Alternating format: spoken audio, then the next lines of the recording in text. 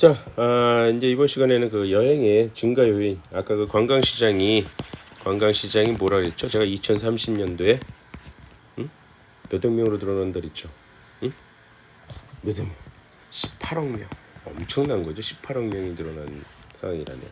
이런 18억 명이 늘어난 여행 시장이 왜 이렇게 늘어나는가요? 여행의 증가 요인을 갖다 법률적으로, 경제적으로, 어떤 사회적인 요인들, 문화적인 요인들, 정치적인 요인들 한번 살펴보도록 할게요. 자, 먼저 법률적으로 봅시다.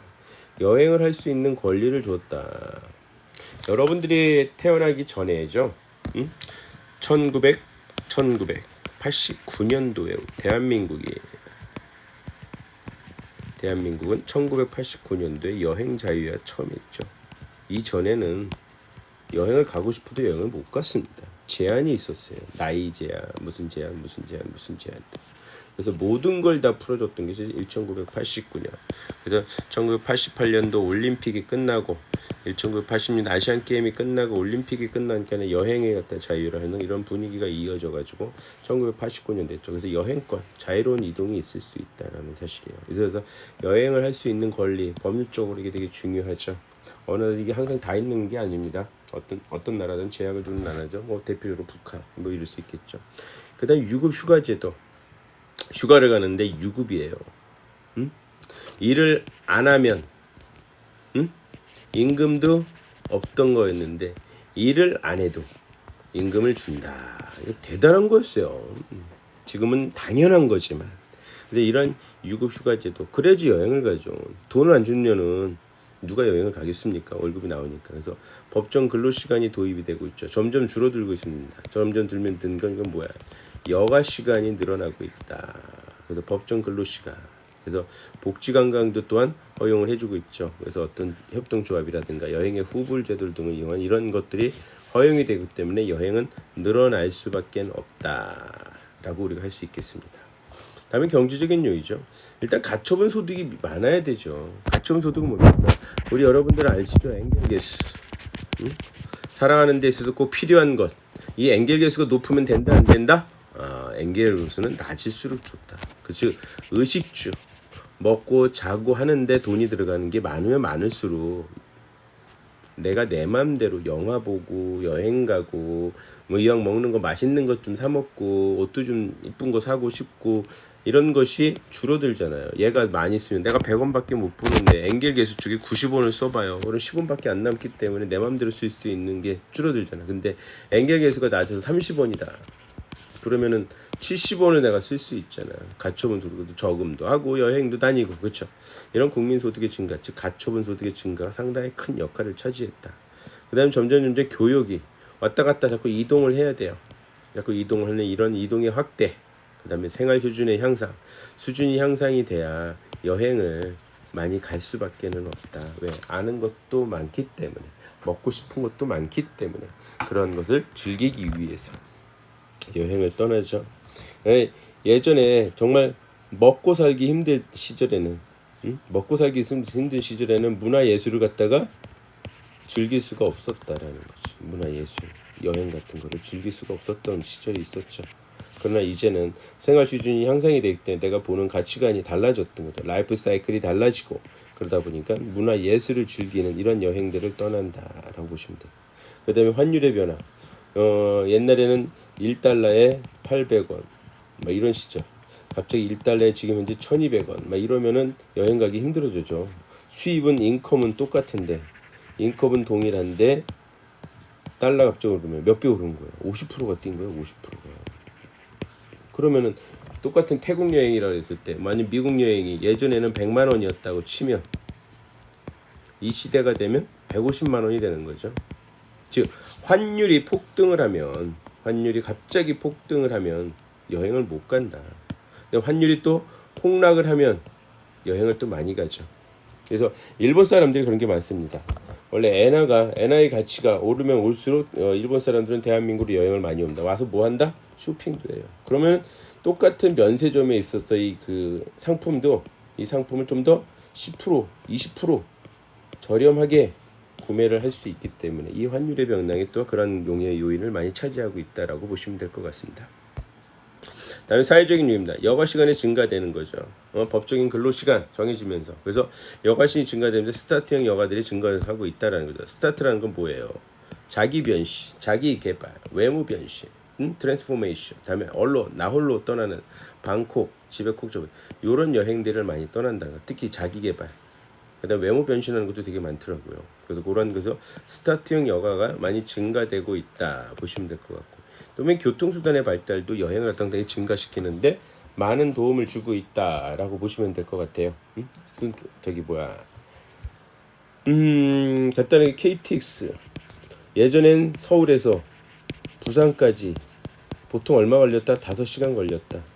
그래서 당일로 어딘가 일을 본다? 불가능하다. 그럼 비행기를 이용해야 돼. 근데 비행기는 어때요? 비싸다. 그러니까 함부로 하지 못했거든. 그래서 지금은 서울 부산 2시간이면 갑니다.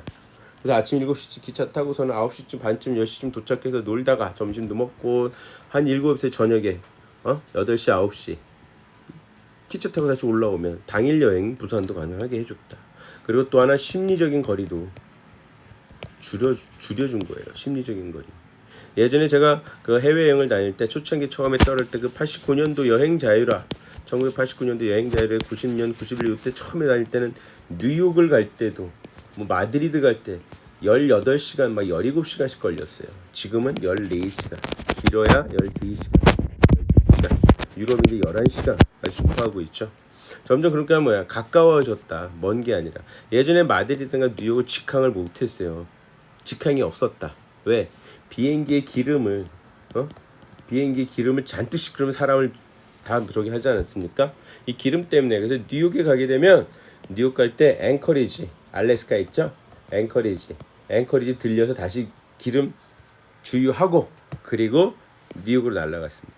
마드리드 마찬가지로 인도 봄베이 가가지고 주유하고 그 다음에 마드리드 가고 이런 식으로 그랬던 시절이 있는데 점점 이건 없어지고, 그 다음에 아프리카 같은 데도 한 번만 비행기 타고도 갈 수 있는 이런 교통수단의 발달은 점점 여행을 심리적 거리를 줄여주기 때문에 여행을 아무리 멀어도 이제 가게 되는 이런 걸 해주게 됐다. 그 다음에 인구가 점점 도시화 수도권에 밀집하게 되니까 이렇게 도시에서 탈도시 욕구가 자극이 된다. 탈요시가 자극이 되는 거죠. 자극이 된 거죠.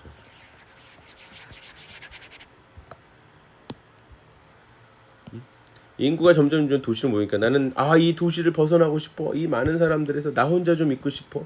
그래서 나홀로 여행이 발달된 거야. 나홀로 언론. 나홀로 여행이 돼. 탈도시. 그래서 탈도시 욕구가 자꾸 든 게 도시화가 되는 거야. 다음에 행동 양식, 라이프 사이클이 바뀌었다는 거죠. 라이프 사이클이. 요거는 이제 그 생활 수준의 향상과 맞물려서 같이 돌아가는 이야기가 될 것 같습니다. 다음에 이제 문화적인 요정, 교육 수준이 발달했어요. 교육 수준이 발달하다 보니까 똑같은 걸 보더라도 예전에 진짜 지금 뭐 이렇게 되면 무시하는 게 아니라 한 100살 드신 연세가 있으신 할머니들 할아버지들한테 이집트에 스핑크스 피라미드 보러 갑시다. 사실 그분들한테 의미 없잖아요. 잘 몰랐던 것도 배웠던 것도 아니고 초등학교 때 그런 것도 안 배웠었고. 그러나 여러분들은 배웠잖아. 그러니까 이집트의 스핑크스 피라미드 보러 갑시다. 그럼 보러 갈 만한 가치가 있거든. 이런 교육 수준의 향상이 문화나 예술에 문명이나 이런 거를 보는 가치관을 다르게 해주는 거예요. 가치관을 다르게 해주죠. 그렇기 때문에 그런 걸 보고 싶어하는 욕구도 만들어주는 거죠. 다음에 재능 전달 수단이 발달했다. 매스미디어, 인터넷이라든가 개인 방송국. 그렇게 되면 점점 미지의 정보들을 우리가 구할 수 있다. 그러면 좀 더 가고 싶은 호기심을 갖다가 유발시킬 수 있게 되겠다. 여행을 점점 떠나게 되는 거죠. 그다음 전 세계적으로 발전해가는 지역 문화의 축제가 점점 많이 개최가 되고 있고요. 다음에 이제 성묘라든가 스포츠 대회, 특히 이 올림픽, 월드컵 이런 것들의 행사가 자꾸만 이루어질수록 빅 이벤트 이런 것이 이루어지면 있을수록 이동은 점점 교육이 늘어나기 때문에 이동은 점점 늘어난다. 다음에 성지순례도 증가하기 시작하게 된 거죠. 이제는 경제적인 여유와 시간적인 여유가 있다니까 성지순례도 다녀오게 된다. 그리고 이런 여행의 호기심을 갖다가 해주는 여행 관련 책자, 정보들이 많이 나오고 있다. 지금 현재 요거를 책자라기보다는 유튜버라고 표현하는 게 훨씬 더 낫겠죠. 유튜버 같은 동영상 정보들이 아주, 그리고 우리가 동영상을 보게 되면 여행을 떠나고 싶게 되는 이런 요인들이 있게 되는 거죠. 그냥 정치적인 건 요인이죠. 어떤 평화적인 분위기 이게 형성이 돼야 되지. 뭐 테러, 뭐 구테타, 전쟁 뭐 이런 것들이 단어들이 떠오르면 여행 안 떠납니다. 그래서 국제관광기구의 역할은 이거다. 그래서 관광은 평화의 전도사다라고 할 수 있겠습니다. 관광은 이 관광은 평화의 전도사, 평화의 전도사라고 할 수 있기 때문에 평화의 전도사죠. 관광은. 그래서 그런 역할을 해주는 것이 관광이다. 그래서 정치적으로 평화롭고 하는 이런 분위기가 조성되지 않으면 여행이 갈 수가 없겠죠. 그런데 이 평화적인 분위기 조성되어 있는 것이 정치적으로. 그래서 어느 국가든지 이런 평화적인 분위기에서 관광으로 인해서 재정을 확보했을 때 수입을 증가시키고 싶어 한다는 사실입니다. 그래서 평화적인 분위기를 유치하려고 그러죠. 그냥 정치적인 된다면 송출구 보내는 사람. 그래서 여행 자료 법적인 거죠. 어떤 제의와 조치를 해준다든가 여행 산업을 갖다 활성화시키기 위해서 개입을 하는 거죠. 국제 관광기구 정확히 UN WTO죠.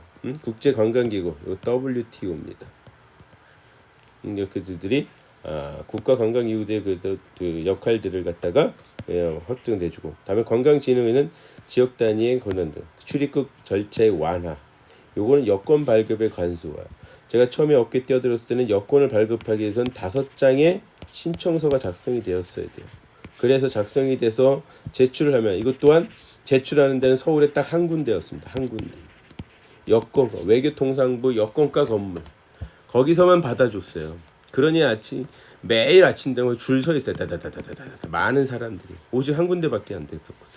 지금은 각 구청, 시청, 군청 다 만들어주죠. 어디 가서나 쉽게 여권 만들어줍니다.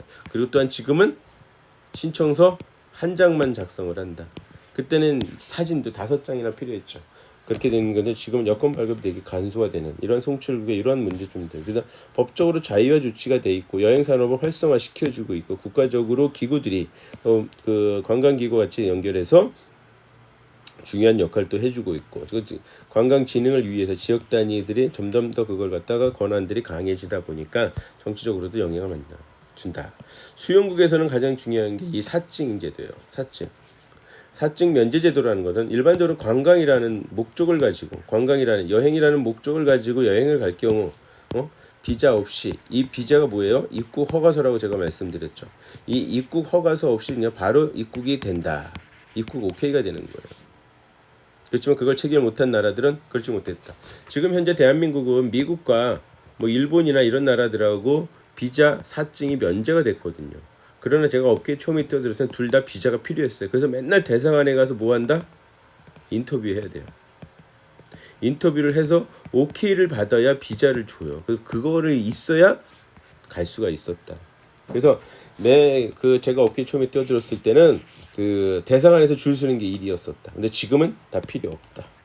사증 면제가 다 됐기 때문에 그만큼 보다 대한민국이 위상이 쫙 올라갔다는 사실이에요. 중남미 국가를 가기 위해서는 거기서 받아야 돼. 중남미 국가가 한 10개국 출장을 간다. 그럼 한 9개국 정도 비자 다 받아야 됐어. 그래서 대사관에서 제가 살다시피 한 적도 있었습니다. 한때는. 그래 이런 것들이 다 좋다. 그다음에 수용국에 이제 그 사회적 문호를 개방해 주는 거, 튼튼한 국방 치안이 또 필요하다는 거죠. 그다음에 외국인 투자들을 활성화하기 위해서 법적인 제도적인 조치를 취해 주는 것이 자꾸만 들어가게 되죠. 새로운 국교 수립. 요게 이제 요걸 되면 1994년도죠. 중국하고 대한민국이 수교를 맺습니다. 그래서 중국으로 아주 불티나듯이 우리나라 사람들이 들어가기 시작을 했던 거죠. 그때 중국 관련된 전문 여행사들이 완전히 그냥 대박을 칩니다. 아까 보여드렸던 자유투어가 중국으로 시작을 했다고 해도 과언이 아니거든요. 그때 중국에서 이렇게 새로운 국교가 수립되는 것도 관광의 어떤 증가 요인으로서 작용이 된다. 그럼 이렇게 증가 요인만 있느냐? 그렇지 않죠. 개별적인 요인도 있다라는 사실이에요. 개별적으로 억제 요인도 있다. 꼭 증가만이 되는 게 아니다. 억제하는 것도 있다. 그래서 첫째가 비용이죠. 아무래도 비용. 지금 자본주의 어떻게 보면 좀 문제점이라고는 할 수 있겠지만은 그 IMF 때 1997년, 98년 이 IMF 방 터지고 나서부터 외환위기 때부터 소득이 양극화되고 있다는 사실이에요. 그래서 소비 성향의 분배 격차가 확대가 되고 있는 거지. 이거 여행 비용이 여행이라는 것이 비용이 좀 많이 부담되잖아요. 아까 말씀드렸죠. 엔겔 계수가 높은 사람들이 있습니다. 엔겔에서 낮은 사람들도 있지만 소득의 양극화가 벌어져 분배 확대가 됐지만 어찌 됐건 비용이 없으면 여행은 못 떠난다. 그렇죠. 일단 여행의 가장 필수적인 조건 아닙니까? 시간 그리고 돈 아니겠습니까? 돈이 없으면 여행 못 가는 거죠. 그래서 이것 때문에 복지 관광이 많이 발달한다. 국가적으로 중산층 이하들 여행을 갈 수 없는 사람들을 여행을 도와줄 수 있는 복지 관광. 다음에 중소기업도 작은 영세한 기업들 직원들도 국내 여행 이런 걸 갖다가 활성화시키기 위해서 정부에서 좀 도와주는 그런 제도들도 있다. 그래서 그런 복지 관광의 개념이 나오기 시작을 했어요. 그래서 하여튼 이 소득의 비중이 근데 가처분 소득이 많이 있어야 된다라고 보시면 될 것 같아요. 두 번째는 이제 시간이죠. 당연하죠. 시간. 여행에 시간이 없으면 안 되죠. 충분한 여행 시간이 있어야 되는데 이게 없으면 여행을 못 떠난다라는 사실이죠. 다음 신체적인 제약, 건강상의 문제죠. 제가 손님들 계속 못 주면 어떤 손님들은 소위 우리가 이 표현하는 단골 손님들도 있습니다. 단골 손님들 중에 연세가 어느 정도 되니까는 대표적으로 나오는 것이 무릎, 즉 관절의 이상. 관절 이상으로서 여행을 못 떠나시는 분들인데 참 안타깝더라고요. 친구들 가는 여행에 나도 가고 싶은데 여행은 일단은 도보로 걸어 다니는 게 많습니다. 걷질 못하니까 특히 계단이 안 되니까 못 따라다니니까 속도가 느리니까 못 가는 분들은 좀 많은 아쉬움을 저한테 토로한 적도 있더라고요. 그래서 여러분들한테 뭐 잠깐 딴 얘기지만 건강 젊었을 때 잘 지켜라. 이 건강이 되게 중요하다. 나이 먹고 관절에 이런 게 좋지 않으면 문제가 된다. 그런데 사실 또 여러분들은 좀 달라질 거예요. 왜냐하면 이제는 앞으로 한 10년 후는 모든 그 신체의 장기들을 갖다가 충분히 이렇게 대치, 익스체인지가 가능한 시대가 점점 오지 않을까. 더군다나 이 3D 프린터라 그러죠. 3D 프린터는 뭐든지 다 만들어내는 것 같아요. 어찌됐건 신체적으로 그렇지만 제약을 받게 되면 여행을 떠날 수 없다는 사실이고, 그다음 가족 사항이죠. 가족이 처해져 있는 사항들. 저는 대표적으로 이런 얘기들을 해요. 중고등학생들이 있는 자제분들이 중고등학생 있는 집안을 갖다가 암흑기라고 표현을 합니다. 개별적으로. 이분들은 여행을 가기가 좀 쉽진 않아요. 물론 좀 개방적이고 이런 생각 하신 분들이 있을지 모르겠지만 특히 고2, 고3의 그 학생들을 있는 집안이라면 여행을 떠나지는 못하죠. 일단 이런 일들이 그런 걸 차지한다. 다음에 아예 여행 자체에 관심을 부족하다. 이게 이제 첫인상 때 처음으로 여행을 떠날 때 이게 안 좋으면 이 고정관념, 선입견을 깨트리기가 상당히 힘들더라고요. 제가 많은 분들을 갖다 영업하고 이렇게 다니다 보니까 그런 것이 되게 많이 컸다. 그래서 여행에 대한 그 정말의 인식이 부족한 경우가 되게 많아요. 관심이 아예 갖질 않는다. 여행의 좋은 점을 모른다라는 사실이에요. 여행의 좋은 점을 모르기 때문에 관심을 갖지 않는 분들이 있어서 되게 좀 불편하다. 그러긴 관심을 갖지 않는 이런 상황이 벌어진다면 여행을 아예 떠나지 않는다. 그 다음에 의사소통의 불편이죠. 언어 장벽. 그때 이 어르신들 소위 여기서 40대, 50대, 완전 40대는 거의 빠져나가고 50대, 60대, 70대, 80대들은 그래서 해외여행 다닐 때 인솔자, 가이드 분들이 필요하죠. 통역을 해주니까, 안내를 맡아주니까. 그러나 여러분같이 20대, 30대, 40대 분들은 특징적인 게 이 인솔자 가이드 없는 경우가 되게 많아요. 언어 장벽을 많이 느끼는 것이 줄어드는 사람들입니다. 20대, 30대, 40대들은. 점점 외국어, 영어, 특히 예를 들자면 영어 웬만큼들 하시잖아요. 사실 여행 가가지고 외국어 그렇게 깊게 필요 없잖아요. 화치연에 이 정도 수준만 하면 되죠. 얼마냐? 이것만 알면 되지 않겠습니까? 이런 이유들. 그 다음에 글로벌한, 아까 그는 개별적이었고 전염병이죠. 가장 무서운 전염병. 이 전염병이 가지고 있는 것은 각종 바이러스, 사스, 메르스, 에볼라, 지카, 코로나 등등 독감, 이런 전염병들의 여행의 완전 쥐약이다. 얘네가 한번 발생이 되면 여행은 그냥 X입니다. 그냥 X예요. 그냥. 여행은 그냥 X가 돼버려요. X가 됩니다. 완전히. 그렇기 때문에 여행하면 이 전염병하고는 완전히 쥐약이 돼버린다라고 보시면 될 것 같아요. 그 다음에 이제 환율, 아까 얘기했듯이 여행 경비가 상승을 해버리게 되면 1달러가 800원 하다가 갑자기 1달러가 1200원 하면 못 떠납니다. 그냥 끝납니다. 다음에 방문국의 입국 절차, 이거 당연히 입국이 되게 중요한 상황이 되고, 방문국의 편의시설이죠. 교통시설 같은 편의시설이 숙박시설이라든가 교통시설이 떨어지면 여행을 억제시키는 요소가 된다라는 거죠. 방문국의 정치나 쿠데타 테러 당연히 일어나면 안 가게 되겠죠. 그다음에 경제 활동을 제한, 기업이 투자를 활성화가 안 되는 게 하게 되면 여행은 당연히 억제되는 요인이 될 수밖에 없다라는 사실이죠. 자, 그래서 여행의 이 발전소리가 가장 중요한 게 뭐냐면 치안이 일단 제일 중요해요. 그 다음으로서는 여가 시간이 당연히 있고 그래야지 그 나라를 가게 되고, 그리고 화폐, 돈이 있어야 되는 거고, 교통수단이 잘 돼 있고 숙박시설 이런 편의시설들이 아주 잘 갖춰져야지만 그 시설을 방문하게 되고, 근데 그 전에 치안이 잘 돼 있어요. 치안이 잘 돼 있으면 편의시설은 좀 떨어져도 돼요. 근데 여기가 아무리 좋아도 치안이 엉망이면 못 가게 된다는 거죠. 정부에서도 못 가게 막죠. 이 여가 시간하고 돈은 당연히 가장 기본적인 필수고, 여가 시간하고 돈은 필수죠. 그래서 방문국은 치안이 받쳐주는 바탕 아래 숙박시설과 교통시설 같은 편의시설 잘 받쳐줘야 되고, 그 다음에 나의 학습 능력이 발달돼 있다라면 여행은 아주 선순환 고리를 갖다가 딱딱딱딱 이어질 수 있다라는 사실이죠. 그래서 이런 여섯 가지 가장 기본적으로 해서 순환 고리 이어진다. 자, 다음으로서는 우리 트렌드를 한번 알아볼까요? 관광의 트렌드입니다. 그 대한민국에서 보면 관광공사가, 여러분들 이제 이쪽으로 좀 관심이 있다라면 이 관광공사가 2017년서부터 빅데이터 분석을 하기 시작을 했어요. 그래서 그 다음에 연도에 2018년도에 예상을 하기 시작했습니다. 데이터 분석을 통해서.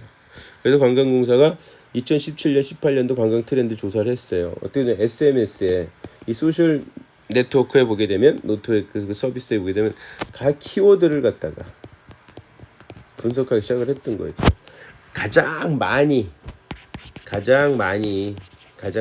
사용되는 키워드는 뭐냐, 그걸 가지고 분석을 해보니 2017년도에는 스테이케이션, 여행의 일상화가 되었다. 이게 이제 무슨 얘기냐, 예전에는 여행은 마음 먹어야 돼요. 마음 먹고 떠나는 것이 여행이다.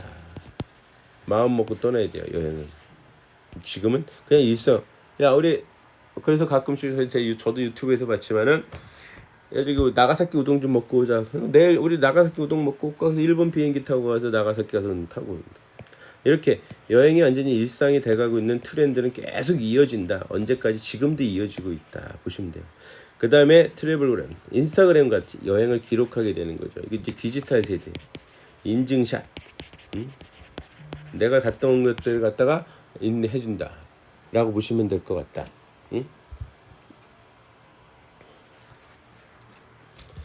그 다음으로서는 그래서 우리가 인증샷을 하게 되는 거, 이런 걸 잘 해서 우리가 여행 사업자들은 이걸 받쳐서 잘 이용을 하게 되는 거다. 그 다음 이제 나 홀로 여행이 점점 늘어나게 된다. 혼자 여행을 떠나는 겁니다. 이 혼자 여행 떠나는 것도 꾸준히 2020년도까지 계속 이어지게 돼 있다. 그 다음 조수 재생 컨텐츠, 나 혼자 떠나니까 남들이 잘 모르는 곳을 자꾸 찾아가는 이런 여행 개발이 돼요. 도시를 갖다가 재생, 그래서 관광객들을 자꾸 유입을 하게 되면 관광객들이 혼자서 와서 즐기면서 시간을 갖다 즐기면서 힐링도 해가면서, 그다음에 식사도 하면서 식도락, 미식가 뭐 이런 식으로 진행을 하게 된다라는 거죠. 그래서 조수 재생 컨텐츠 이렇게 점점 각 도시별로 지방자치단체에서 발전시키고 있다. 그 다음에 투어리스트 사이트인 TV 프로그램, TV 소개된 지역을 찾아가게 되는 형성이 된다. 그렇죠? 특히 먹방, 그 다음에 1박 2일, 런닝맨 이런 데서 보면 대부분 어디든가 방문을 하죠. 거기서 어떤 게임을 하든 뭘 하는 이벤트들을 벌립니다. 그럼 그곳을 찾아가서 관광을 하게 된다라는 거죠. 또 현장에 가게 되면 이 사람들이 와서 여기서 행사를 하고 갔다는 걸 또 홍보를 하게 되는 거죠.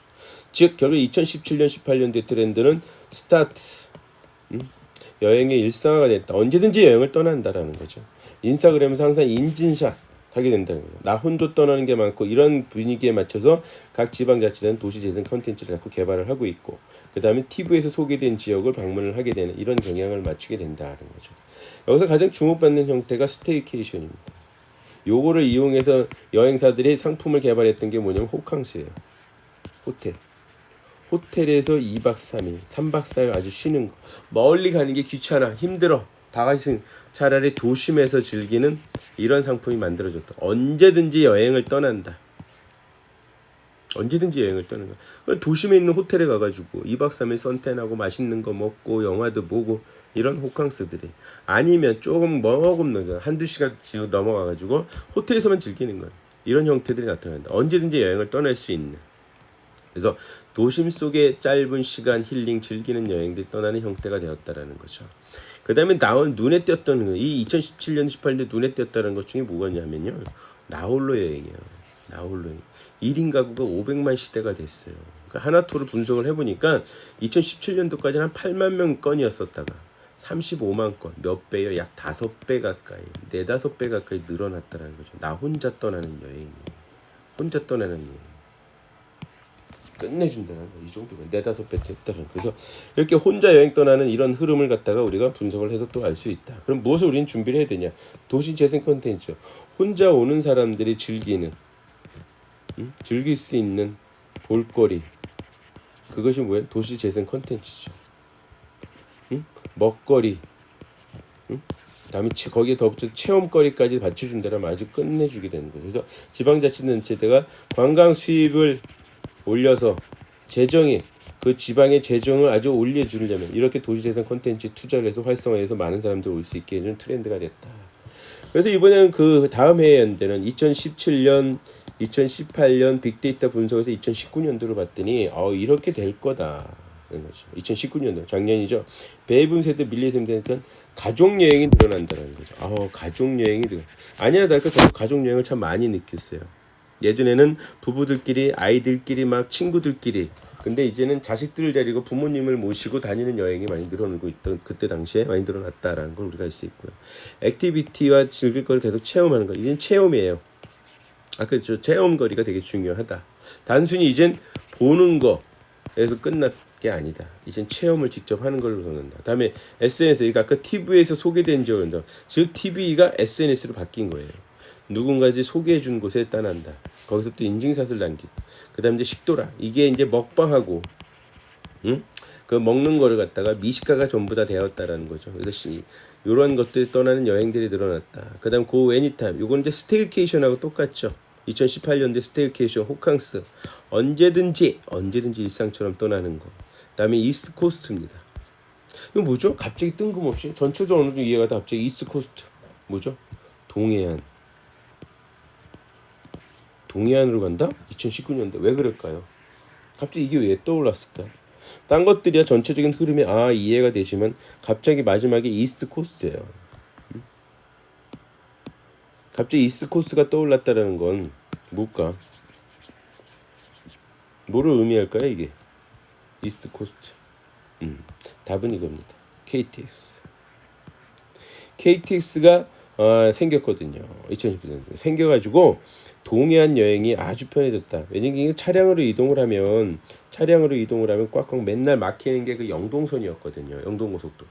그래서 이 서너 시간이면 갈 거리를 갖다 차 막히면 5시간, 6시간 되니까 근데 KTX 2시간이면 갑니다. 2시간. 그러니까는 당일 여행도 많이 늘어나게 됐다. 당일 여행.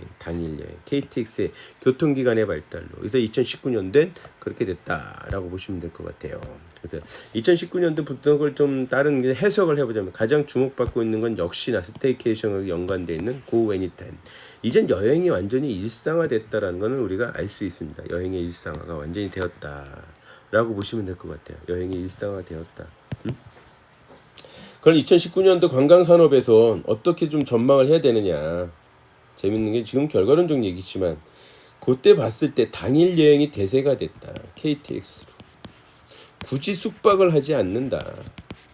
아침에 일찍 갔다가 저녁 늦게까지 술 마시고 놀고 막 이러고선 원래는 저녁에 술을 먹고 싶은데 뭘 하고 싶으면 차를 보고 운전이 안 되니까 차 끌고 올 수 없으니까 1박을 해야 되는 숙박 여행이었지만 KTX니까 저녁에 9시 열차 타고 술 마시고 놀다가 KTX 타고 오면은 서울 들어오지 않습니까?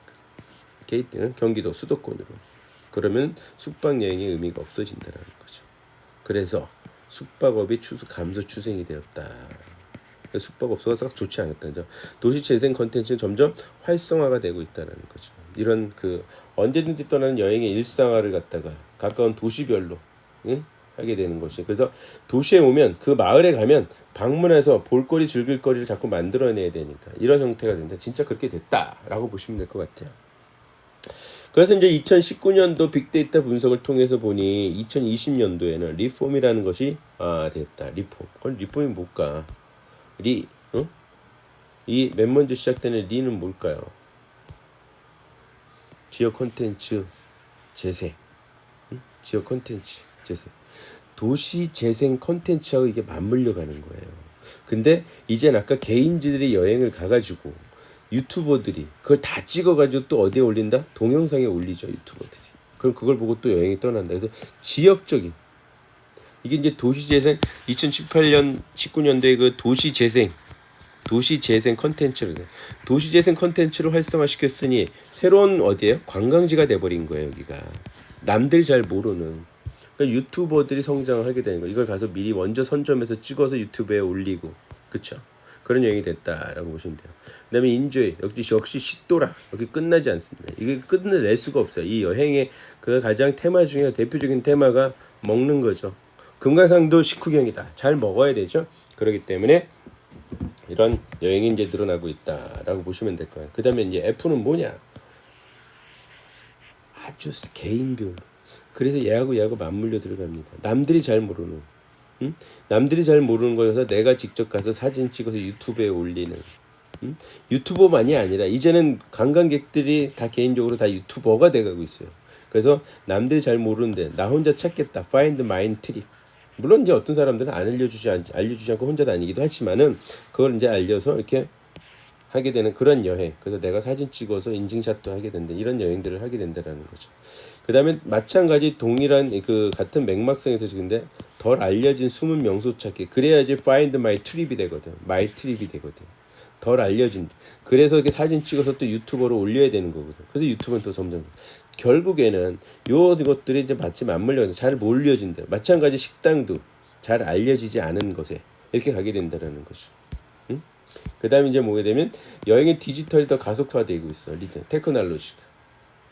이젠 단순히 SNS에서 올리는 수준에서 떨어져서 유튜브에 그 다음에 틱톡이라는데 뭐 이런 식으로 쫙 완전히 그냥 누구나 가든지 디지털 사진을 찍어서 다 올려주는 이런 형국이 되고 있고 그 다음에 짧게 자주 떠나는 여행 이거는 여행의 뭐다? 일상화.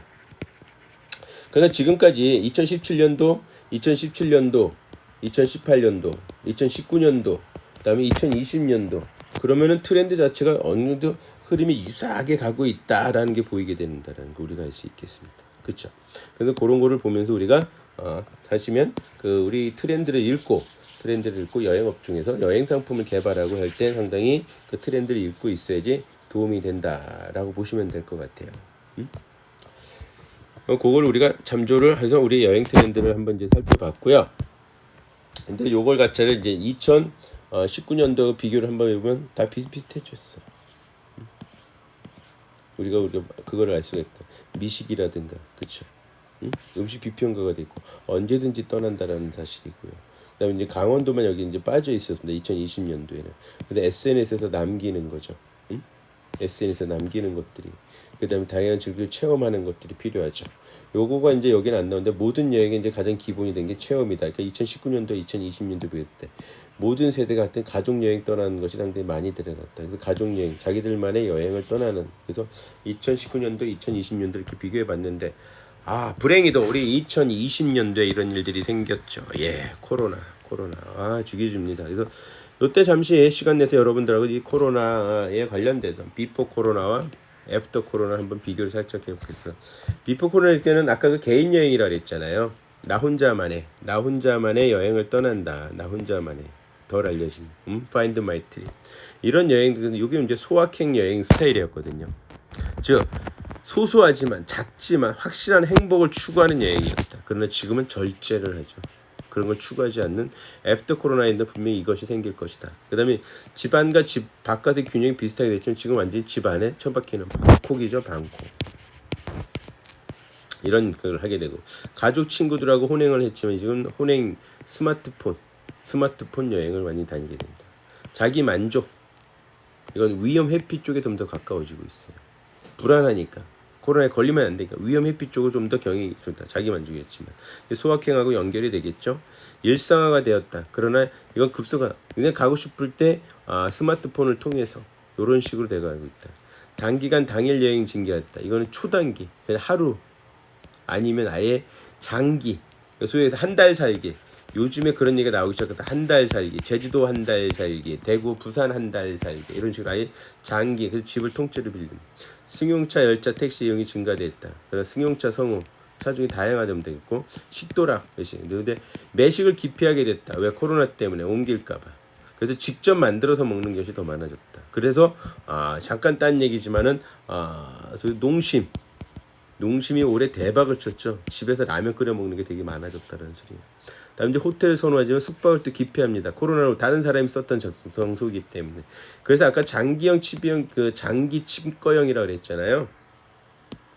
장기 칩거형하고도 이거 많이 얘기가 되는 것이 있는데 이게 뭐냐면 장기형 칩거리가 되는 게 뭐냐면 숙박을 기피해가지고 일반적인 호텔을 갖다가 좀 피하면서 차라리 레지던스 오랫동안 그냥 해서 한 달 살기 이런 데가 더 좋아진 거다. 아니면 잠을 자지 않는 당일 여행. 잘려면 아예 길게 이렇게 된다는 거죠. 그래서 외계의 중심하고 연계해서 체류형이지만 이제는 현진의 지금 여기 중심의 수신 지금 여기가 더 중요하다. 외지인이 중요하다. 지금 여기 이런 식으로 돼가고 있다라는 거죠. 그래서 여행은 점점 DIY 본인이 직접 설계하는 아까 얘기했을 때 잠도 안 자고 아니면 잘려면 아예 길게 자고 그럼 거기 프로그램 본인이 만들고 위험도 회피해가고 이런 식으로 해줘야 된다. 근데 숙박업이 상당히 올해 힘들지 않을까라고 보고 있는 것이 나타나거든요. 청결을 중시하고 위험을 회피하기 때문에. 그래서 여행을 개별적으로 떠나면서 초단기 아니면 길게 떠나는 이런 여행 형태가 되고 있다. 라고 우리가 지금 알 수 있지만 그러나 또 한편으로는 코로나가 어느 정도 백신이라든가 치료제가 나오기 시작을 한다라면 마치 독감처럼 하나의 유행하는 독감처럼 이게 자리 잡기 시작하려면 물론 이제 그게 1, 2년 정도 바로 되는 건 아니지만 즉 1, 2년도 지나면 또다시 예전의 모습으로 돌아가리라고 저는 보고 있습니다. 이렇게 할 수는 없거든요. 여행은 떠나서 막 활동적이고 사람들하고 만남도 이루면서 대화도 하고 이래야 되거든요. 단순히 SNS로 하는 건 한계가 있거든. 그 맛을 못 느끼기 때문에 그래서 그런 식으로 여행은 떠나지 않을까라는 것이 제 생각입니다. 자, 잠시 쉬었다 하겠습니다.